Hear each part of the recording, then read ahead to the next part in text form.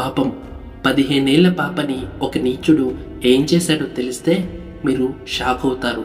మీకు గనక ఆడపిల్ల ఉంటే ఈ స్టోరీ విన్న తర్వాత మీకు ఒక అవగాహన వస్తుంది. కాబట్టి స్కిప్ చేయకుండా ఈ వీడియో మొత్తం వినండి. ఒకరోజు సాయంత్రం ఒక పాప స్కూల్ బస్ మిస్ అయిపోయి నడుచుకుంటూ తిరిగి ఇంటికి వస్తూ ఉంటే అప్పుడు ఒక అపరిచిత వ్యక్తి కారులో వచ్చి, రా పాప రా, కారులో కూర్చో, నేను నిన్ను ఇంటి దగ్గర దింపుతాను అంటాడు. అమ్మాయి చెబుతుంది, మీరెవరో నాకు తెలియదు, నేను ఒంటరిగా వెళ్ళిపోతాను, మీరు వెళ్ళిపోండి అని.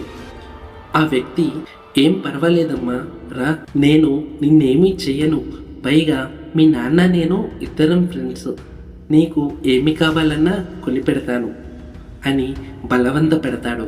ఆ అమ్మాయి భయంగా ముందుకు వెళుతుంటే ఆ వ్యక్తి మాత్రం ఆ అమ్మాయికి అడ్డుపడి బలవంత పెడుతుంటాడు.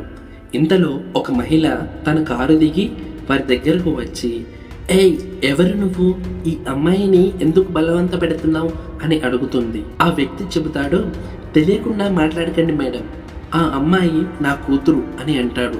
ఆ మహిళ అంటుంది, నాటకాలు చెయ్యొద్దు, నీలాంటి వాళ్ళ గురించి నాకు బాగా తెలుసు, మర్యాదగా ఇక్కడి నుంచి వెళ్ళిపో అని.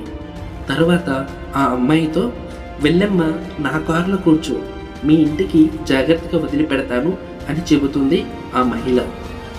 అప్పుడు ఆ అమ్మాయి ఆ వ్యక్తిని చూసి భయంగా పరిగెత్తుకుంటూ మహిళ కారు దగ్గరకు వెళ్ళి నిలబడుతుంది. కానీ ఆ అమ్మాయికి తెలియనిది ఏమిటంటే ఆ ఇద్దరు ముందే ప్లాన్ చేసుకుని అక్కడికి వచ్చారని. ఇంతలో ఆ అమ్మాయి టీచర్ అక్కడి నుంచి వెళ్తూ ఆ అమ్మాయిని చూసి అడుగుతుంది, వీళ్ళిద్దరూ నీకు తెలిసిన వాళ్ళేనా అని అడుగుతుంది. ఆ అమ్మాయి తెలియదు మేడం అని చెబుతుంది. ఆ టీచర్ అర్థం చేసుకుని తన మొబైల్ బయటకు తీసి, నేను పోలీసులకి ఫోన్ చేస్తున్నాను అండ్ మీ అమ్మా నాన్నలకు కూడా ఫోన్ చేస్తున్నా అని అనడంతో వాళ్ళిద్దరూ అది విని ఎవరి కాలంలో వారు వేగంగా అక్కడి నుండి వెళ్ళిపోతారు. కాబట్టి అమ్మాయిలు జాగ్రత్త పడండి. అండ్ పేరెంట్స్, మీరు కూడా ఈ స్టోరీ విన్న తర్వాత మీకు ఒక అవగాహన వచ్చి ఉంటుందనేసి అనుకుంటున్నాను. ఈ స్టోరీని మీరు వింటే సరిపోదు, మీ ఆడపిల్లలకి కూడా వినిపించండి, అప్పుడు వారికి ఒక అవగాహన వస్తుంది.